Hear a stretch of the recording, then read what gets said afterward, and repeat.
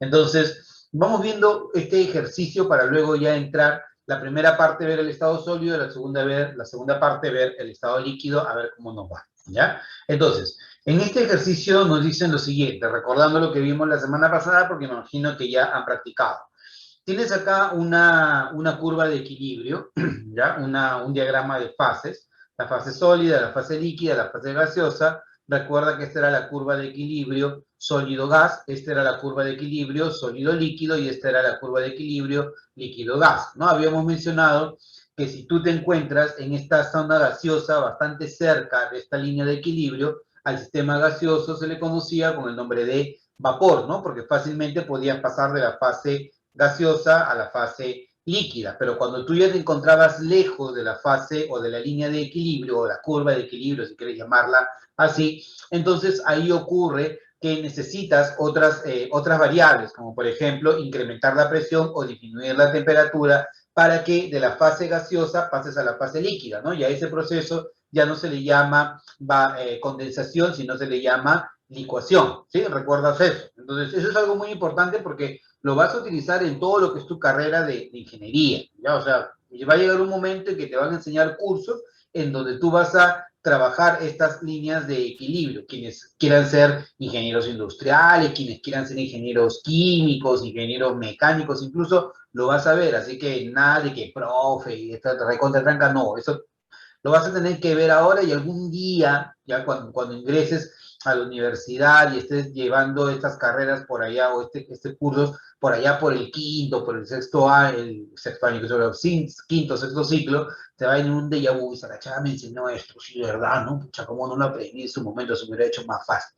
Ya, el tema es que esto para examen de admisión tú lo tienes que dominar. Te dicen, por ejemplo, aquí, la curva OC es la curva de presión de vapor del yodo líquido. Ya, mira el diagrama de fase del yodo. La curva OC es la curva de presión de vapor del yodo líquido. Entonces vamos a analizar la curva OC. La curva OC es la de acá, ¿verdad? ¿Sí? Entonces, ¿esta será la curva de la presión de vapor, sí o no?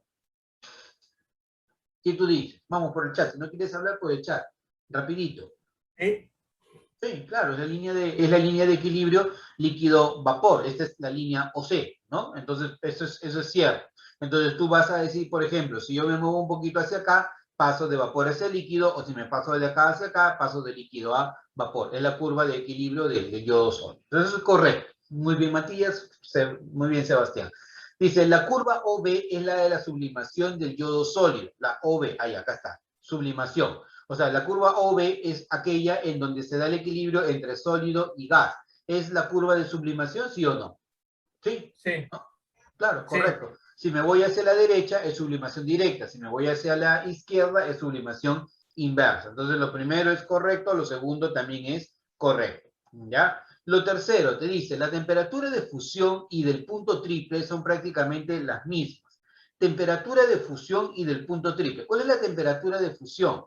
La temperatura a la cual el yodo pasa de la fase sólida a la fase líquida a la presión atmosférica normal. Siempre que te digan punto de fusión normal, ¿ya? Entonces, o punto de fusión, mientras no te digan lo contrario, se refiere a punto de fusión o de ebullición normal. O sea, te vas a la presión de una atmósfera. ¿Y cuánto es una atmósfera? 760 milímetros de mercurio. Entonces, si yo analizo el punto de fusión es el paso de sólido a líquido a la presión de una atmósfera. Entonces, a la presión de una atmósfera, el paso de sólido a líquido se da a esa temperatura, 113,6 grados Celsius. Y si yo analizo el punto triple, que es este punto triple de acá, prácticamente también es 113,6. ¿Por qué? Porque esta línea de equilibrio sólido-líquido es prácticamente una perpendicular, ¿no? Entonces no habría diferencia sustancial entre uno y otro. Por lo tanto, esto último sería verdadero o falso, sería también verdadero, ¿no? Entonces, ¿qué vas a marcar acá? Verdadero, verdadero, verdadero, alternativa de respuesta, la letra E. Esa sería tu respuesta. ¿Estamos de acuerdo? Entonces, les queda a ustedes leer bastante acerca del punto de el diagrama de fases, que es común en examen de admisión. Revisen exámenes de admisión antiguos y vienen estas preguntas, son bastante comunes, ¿ya? Ahora, vayamos al estado sólido. Empezamos con el estado sólido porque relativamente es el más sencillo. Ojo, cuando Uni te pregunte acerca del estado sólido, no te va a preguntar en sí acerca del estado sólido propiamente dicho. O sea, olvídate ya de buscar información en internet acerca del estado sólido porque vas a encontrar cualquier cosa menos lo que te sirve para el examen de admisión, ¿ya? Si tú quieres buscar algo relacionado con el estado sólido, ándate un libro de química de respeto, ¿ya? Y lee en el capítulo de estado sólido y estado líquido aquello que vas a necesitar para el examen de admisión, porque Uni no te va a preguntar del estado sólido propiamente en sí, sino Uni lo que quiere es que saber si tú tienes claro cómo se relacionan las fuerzas intermoleculares o las fuerzas del enlace con el estado sólido. Esa es la correlación que Uni quiere saber si tú has comprendido o no durante tu desarrollo de química general. Por lo tanto, eso es a lo que tienes que apuntar. Ahora, en el estado sólido nosotros tenemos que hacer una diferenciación entre dos tipos de sólidos, los sólidos cristalinos y los sólidos amorfos. Muchas veces pensamos que un sólido amorfo es un sólido completamente desordenado, pero eso no es así. Un sólido amorfo es un sólido que tiene un orden regular de muy corto alcance, ¿ya? Mientras que un sólido cristalino es un sólido que tiene un orden regular de muy largo alcance. Esto dicho de otra manera, traducido, ¿qué significa? Significa que si nosotros analizamos a un sólido amorfo, vamos a ver que hay porciones pequeñas en donde hay un orden. Mira, por ejemplo, acá yo veo orden en estas porciones pequeñas. Pero si yo lo veo como un todo, esto no está ordenado, esto está desordenado. Entonces, los sólidos amorfos tienen un ordenamiento de corto alcance, por eso se le llama así. En cambio, los sólidos cristalinos tienen un ordenamiento regular de muy largo alcance. Los sólidos amorfos son isotrópicos, sus propiedades físico-mecánicas no dependen de la dirección, ¿ya? No dependen de la dirección.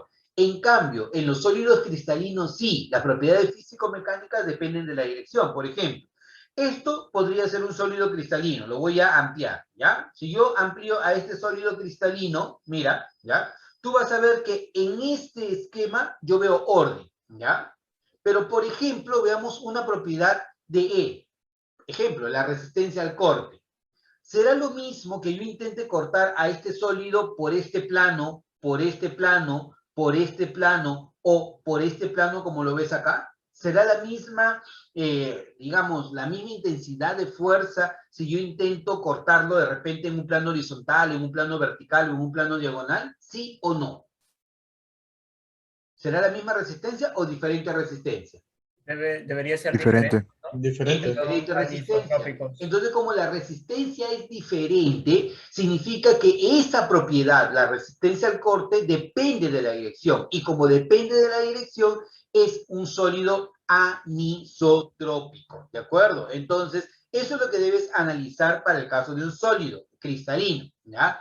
Otro punto importante que te van a pedir tener en cuenta es que los sólidos cristalinos tienen un punto de fusión definido. Ese es clásico. Mientras que los sólidos amorfos no tienen un punto de fusión definido. Por ejemplo, si tú tienes fideo, ¿ya? Cuando el fideo tú lo calientas, ¿qué pasa con el fideo? Se empieza a ablandar poco a poco.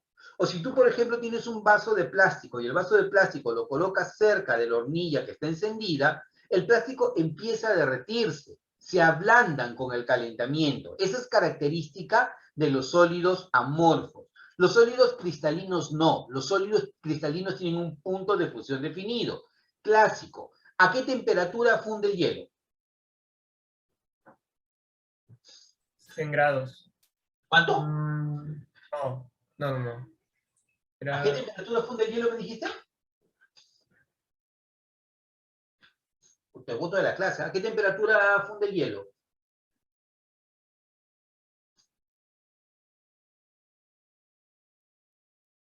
Habla. ¿Qué temperatura? ¿A 0 grados Celsius? 0 grados, sí. Ay. Claro, Sí. a 0 grados. Es la temperatura de fusión normal del hielo. Entonces, esa temperatura, ¿recuerdas la semana pasada cuando hablamos del diagrama calentamiento-enfriamiento? Si no lo han repasado, repásenlo, ¿ya? La curva de calentamiento-enfriamiento me dice que hasta la última partícula del sólido se convierte en líquido, esa temperatura va a permanecer constante. Y al calor que tú necesitas para que ocurra ese cambio de fase, ¿cómo se llamaba? Calor latente de, al ojo, De cambio de fase. al Cambio calor de fase. latente de fusión, claro, calor latente de fusión. Y se da a una temperatura constante cuando la presión es constante. Por ejemplo, para el caso del agua, a la presión atmosférica de una atmósfera, esa temperatura vale 0 grados Celsius. Y si ocurre el cambio de fase a presión constante y a temperatura constante de líquido a gas, ¿cómo se le llama a eso? Se le llama temperatura de, a esa temperatura de cambio de fase de líquido a gas, a presión constante. Vaporización.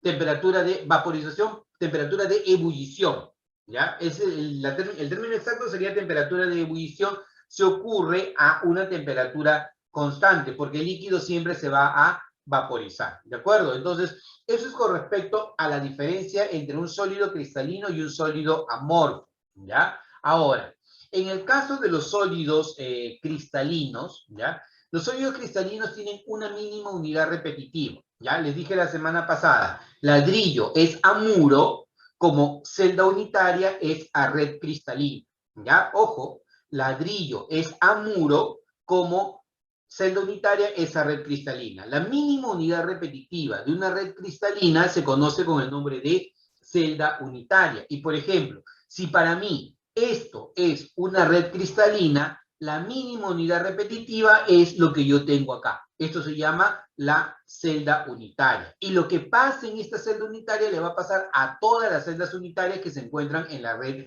cristalina, ¿correcto? Profe, eso se da siempre, eso es en la idealidad porque estamos partiendo yendo al examen de admisión. Ya cuando estés en la universidad vas a ver diferentes casos. Pero ahora, para ti, ¿ya? Lo que pase en esa celda unitaria es lo que va a pasar en toda la red cristalina, ¿correcto? Cada punto de la red cristalina recibe el nombre de nodo, apunta. Cada punto de la red cristalina recibe el nombre de nodo. Existen 7 sistemas de cristalización, ¿ya? 7 sistemas de cristalización. Tú vas a encontrar que muchos libros te van a poner los nombres, te magnifican todo. Chicos, no, ¿ya?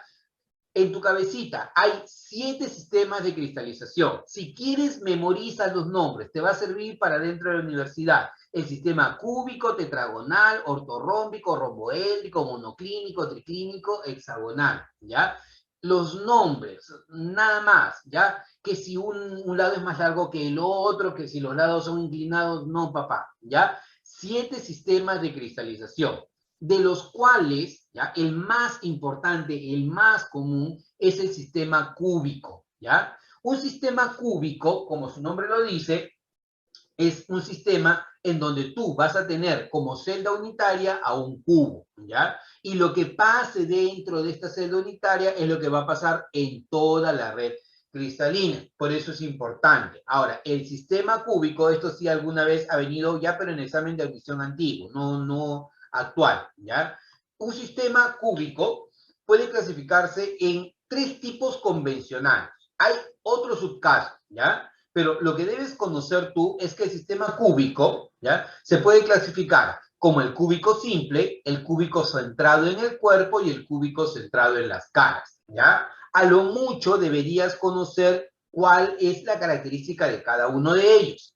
El cúbico simple tiene una partícula en cada vértice o cada nodo, ¿ya? Recuerda que a cada punto se le llamaba un nodo. En el caso del cúbico centrado en el cuerpo, ¿ya? Tiene una partícula en cada vértice y una partícula justo en el centro de él. Es como si tú colocaras aquí 8 pelotitas. Mira, coloca 8 pelotitas, 4 arriba y 4 abajo, y este es el cúbico simple, ¿ya?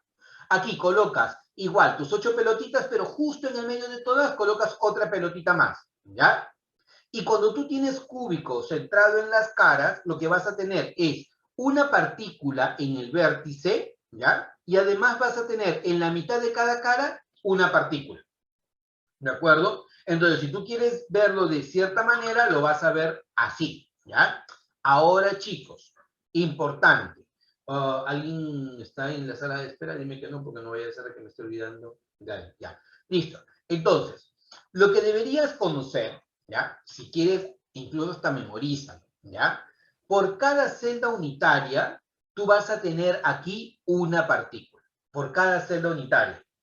Profe, ¿no está diciendo que hay 8 partículas? No, no, no, no. Pregunta, un cubo, ¿cuántos vértices tiene? 8. 8.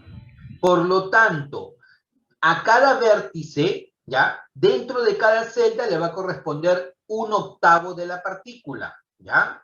Y como a cada uno le corresponde 1/8 de la partícula y hay 8 vértices, dentro del cubo voy a tener como suma una sola partícula, ¿ya? Acá voy a tener la partícula que se encuentra en los vértices más la partícula del centro, 2 partículas, ¿ya? Y de acá tú vas a tener en total 4 partículas por celda unitaria. ¿Qué te podrían preguntar en admisión? ¿Ya? Cálculos matemáticos, no, papá. Eso no te van a preguntar en admisión respecto a ello. Lo que te podrían preguntar es cuál de estos 3 sistemas es el más compacto. Ayúdame. ¿Cuál sería el más compacto? ¿El simple, centrado en el cuerpo o centrado en las caras? ¿Cuál sería el más compacto? Centrado en las caras. Centrado en las caras. Claro, es el más compacto. ¿Por qué? Porque tiene más partículas por cada unidad de volumen. ¿Cuáles de estos 3 dejan más espacio libre, más espacio vacío? Parece que es la centrada en el cuerpo, ¿no? Cúbico simple. El O cúbico el- simple, claro. El que deja más espacio vacío es el cúbico simple. Por misma unidad de volumen, él solamente tiene una partícula por celda unitaria. Entonces es el que va a dejar más espacio vacío. Y de los 3, te pregunto, ¿cuál de los 3 tendría mayor densidad?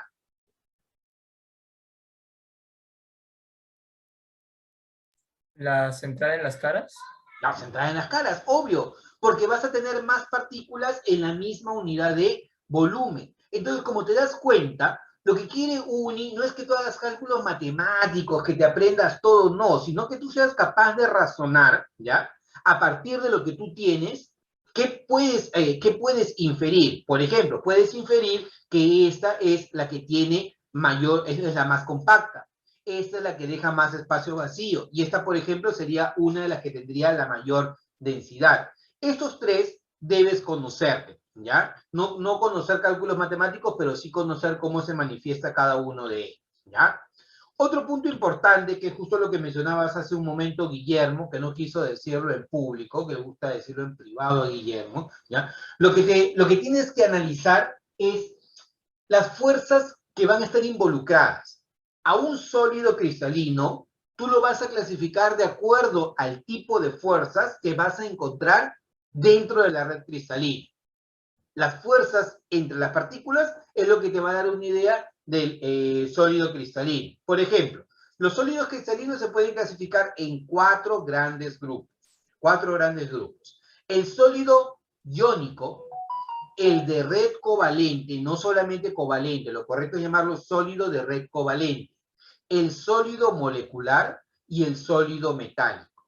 ¿Qué debo conocerme de memoria? De memoria, ¿qué debo conocer?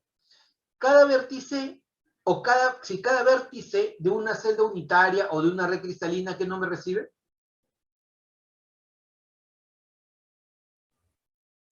Celda unitaria. Nodo.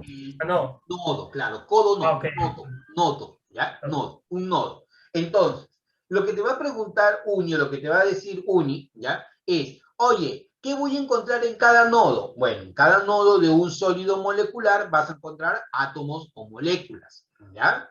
En un sólido de red covalente vas a encontrar átomos unidos por enlace covalente, ¿ya? En un sólido iónico vas a encontrar iones que se encuentran unidos por enlace iónico. Y en un sólido metálico vas a encontrar iones metálicos, ¿correcto? Que se encuentran unidos a los otros mediante el enlace metálico. Recuerda que el enlace metálico te habla de la teoría del mar de electrones, ¿no? Una teoría en la cual tú consideras que un sólido metálico o un metal consiste en un ion metálico rodeado de un mar de electrones deslocalizados. Y esa facilidad de movimiento de los electrones es lo que justifica por qué los metales son buenos conductores de la electricidad. Entonces, ¿qué debo saber? Debo saber que en un sólido molecular, en cada nodo encuentro átomos o moléculas unidos por fuerzas intermoleculares. London, dipolo-dipolo o puente de hidrógeno. ¿De acuerdo? Por ejemplo, el hielo es un sólido molecular. ¿Por qué razón? Porque las moléculas del agua se encuentran unidos por enlace puente de hidrógeno. ¿Está bien? Si yo te digo un sólido de red covalente, ¿qué me voy a encontrar?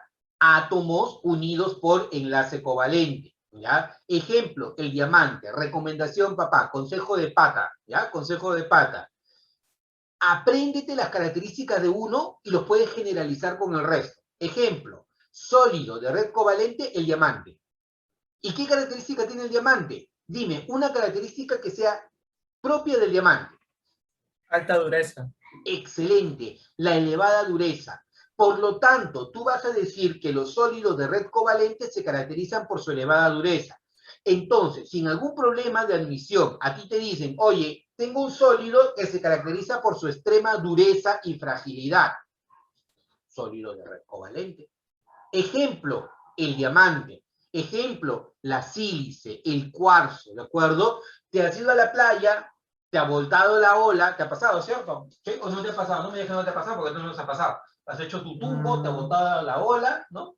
Te pones en la orillita de la playa, te bota, ¿ya? Y encima tragas agua y tragas arena. Pregunta, ¿te ha ocurrido? ¿Ya? A la arenita que se te queda en los dientes, empiezas a moverla, ¿qué ocurre? Ya me di cuenta. Te duelen los dientes, ¿cierto? ¿Por qué? Porque la sílice, el cuarzo de la arena, empieza a raspar el diente. Y ese proceso de rayadura es lo que te provoca el dolor. La sílice, el cuarzo, es un sólido de red covalente. ¿De acuerdo? En el caso de un sólido iónico, dime un compuesto iónico, el más común de todos, el que cuando empezó la clase de enlace químico te dijeron, este es un sólido iónico. La sal. La sal, el cloruro de sodio.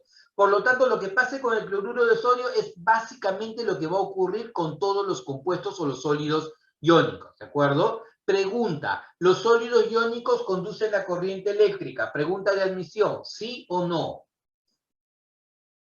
No. En solución No. acuosa nomás. Perfecto, chicos, ten mucho cuidado, eso ha venido más de una vez en admisión. Los sólidos iónicos no conducen electricidad. Los sólidos iónicos son malos, pésimos conductores de electricidad. Los compuestos iónicos disueltos en agua sí conducen la corriente eléctrica. De todo este grupo, los únicos que serían buenos conductores de la electricidad serían los sólidos metálicos, justificado por la teoría del mar de electrones. Y casos muy particulares. Por ejemplo, en el caso del sólido de red covalente, vamos a tener al grafito. El grafito, que es lo que tú tienes acá, también puede conducir la corriente eléctrica. Eso es una excepción, pero hay que irlo conociendo, ¿de acuerdo? Entonces, ejemplos de sólidos moleculares. Podemos tener, por ejemplo, mira, a la sacarosa. ¿Qué es la sacarosa?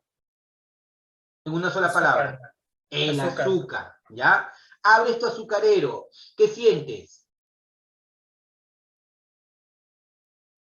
Oye, abre tu azucarero. ¿Qué es lo que sientes?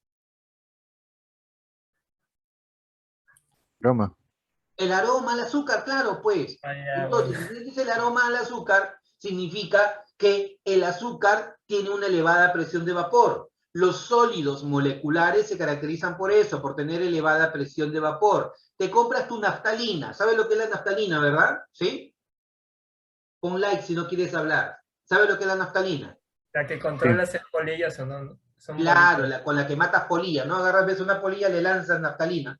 No. La naftalina, cuando tú la coges entre tus manos, sientes el olor. Te pregunto, esa naftalina, ¿qué tipo de sólido es? Entre todos estos.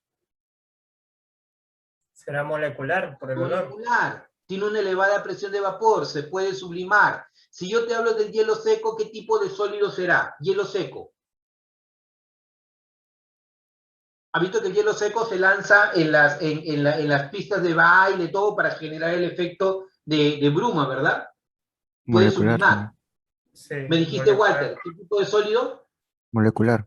Sólido molecular, claro. Los sólidos moleculares, como están unidos por fuerzas de interacción débiles, ¿ya? Enlaces intermoleculares, pueden fácilmente sublimarse. Ejemplo, el hielo seco, ejemplo, la naftalina, ejemplo, la sacarosa que tiene una elevada presión de vapor y puedo percibir el olor, ¿correcto? Luego, los sólidos de red covalente. Dime una propiedad característica de los sólidos de red covalente. Alta dureza. Una elevada dureza. Excelente, Walter. Una elevada dureza. Ejemplo, el diamante. Ejemplo, el cuarzo. Tienen una elevada dureza.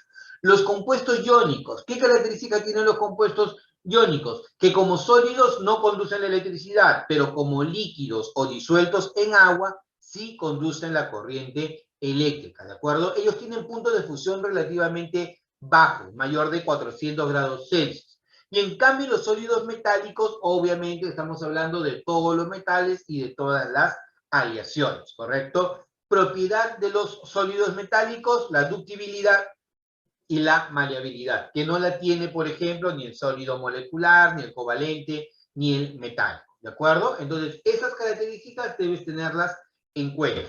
Hasta acá, chicos, preguntas, consultas, comentarios.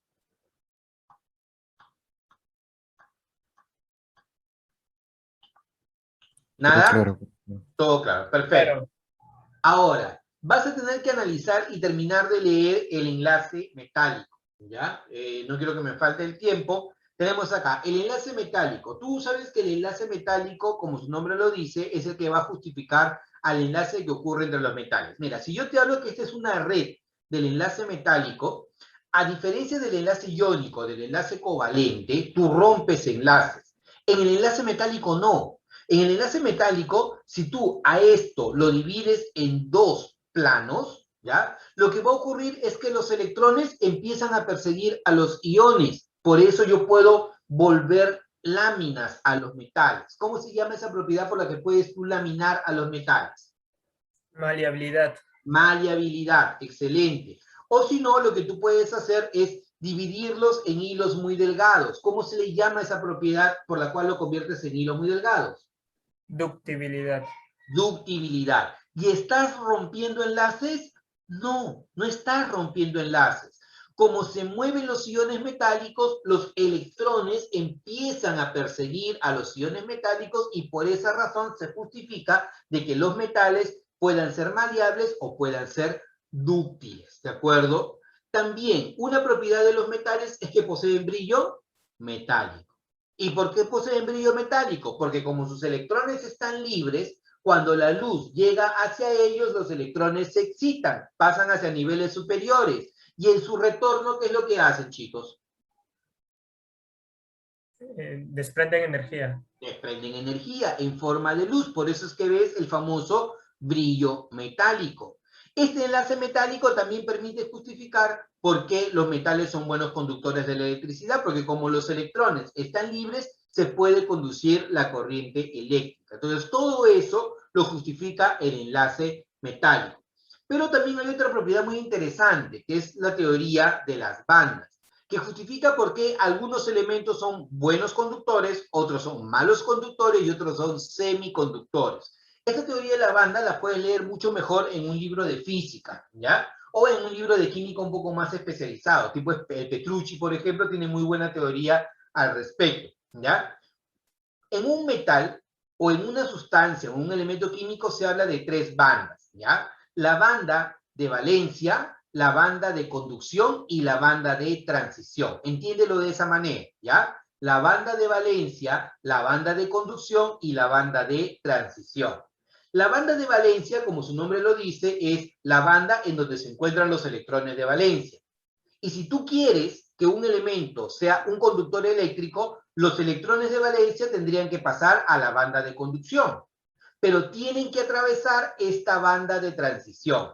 Entonces, el que una sustancia sea buena, mala o más o menos conductora de la electricidad va a depender del tamaño de esta banda de transición. Dicho en otras palabras, si no existe esa banda de transición, los electrones pueden pasar fácilmente de la banda de valencia a la banda de conducción. Entonces son buenos conductores eléctricos. ¿Dónde se da eso? Típicamente en los metales. Pero en los no metales, que son aislantes, existe una gran distancia entre la banda de valencia y la banda de conducción. La banda de transición es tan grande que los electrones no les resulta sencillo pasar de esta banda a la otra banda, por eso no son conductores eléctricos. En cambio, en los semimetales, ¿ya?, esta banda de transición no es ni muy grande ni muy pequeña. Por esa razón, los semimetales a baja temperatura se comportan como elementos no metálicos. Ojo, escúchame. Los semimetales a baja temperatura se comportan como elementos no metálicos porque no conducen electricidad. Pero cuando tú incrementas la temperatura de un material semiconductor, los electrones de la banda de valencia pueden pasar a la banda de conducción y se vuelven conductores eléctricos. Eso justifica por qué los semimetales son semiconductores eléctricos a altas temperaturas. Justificado por esta teoría, que es la teoría de las bandas. Así como lo puedes justificar, ¿de acuerdo? Veamos algunos ejercicios. Te dicen acá, en los sólidos, las fuerzas de cohesión superan a las fuerzas de repulsión. ¿Qué tú dices? ¿Verdadero o falso? Necesito que participes. Verdadero, verdadero. ¿Ah? Verdadero. Verdadero. La Pero- cohesión supera la repulsión. Eso es cierto. Dice, los sólidos y líquidos son estados condensados de la materia. Te lo he repetido más de una vez. Verdadero. Verdadero. Recontra verdadero. Las moléculas o iones en sólidos están dispuestos en forma irregular. ¿Verdadero o falso? Falso. Falso, claro, porque en los sólidos predomina el orden sobre el desorden. Por lo tanto, sería en este caso verdadero, verdadero, falso, alternativa, la letra B. Esa es tu respuesta. ¿Ya? Muy bien, continuemos. Dice, indique como verdadero o falso según corresponda. Son ejemplos de sólidos amorfos, ¿ya? El jeve, el plástico y el vidrio. ¿Verdadero o falso? El vidrio Verdadero.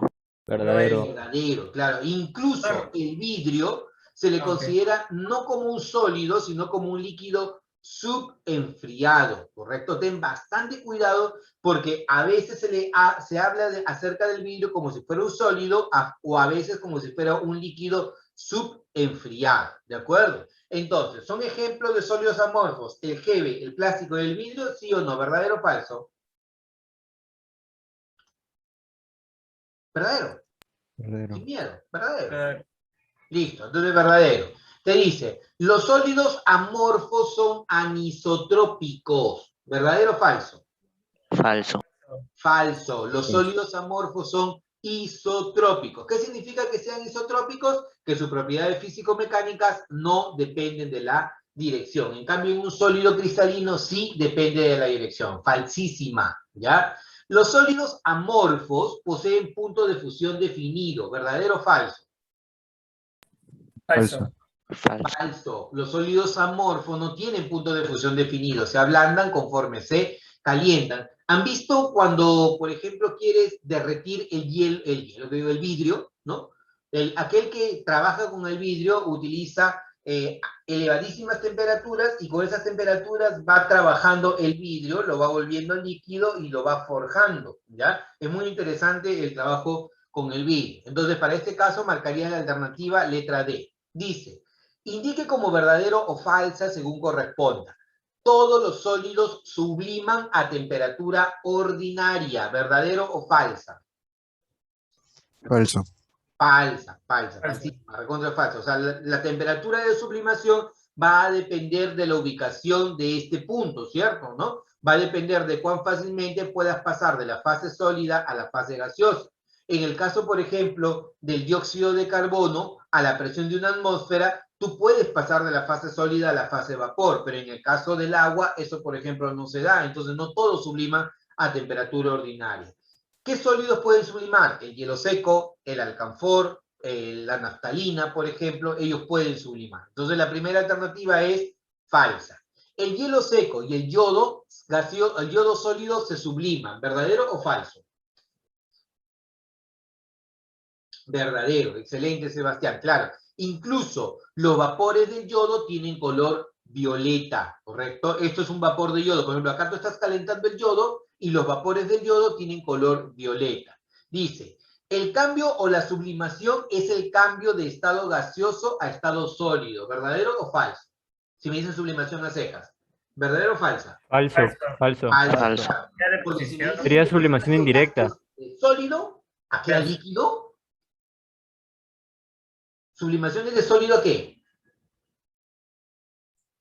A gas. De sólido a gas. Claro, de sólido a gas. Me parece haberte escuchado líquido. De sólido a gas es el cambio llamado sublimación. Si me dijeran sublimación inversa de posición o compensación, ahí sí es lo contrario. Vas de gas a sólido, ¿ya? Entonces, para este caso, falsa, verdadero y falsa marcarías como alternativa la letra B. Esa es tu respuesta, ¿ya? Continuemos. Indique la característica que no corresponde a los sólidos amorfos. A ver, los sólidos se agrupan de una manera irregular, son isotrópicos, no presentan en su estructura planos ni direcciones definidas, producen figuras nítidas de difracción con rayos X y son ejemplo el plástico y la resina. O sea, no corresponde a los sólidos amorfos. ¿Qué marcarías?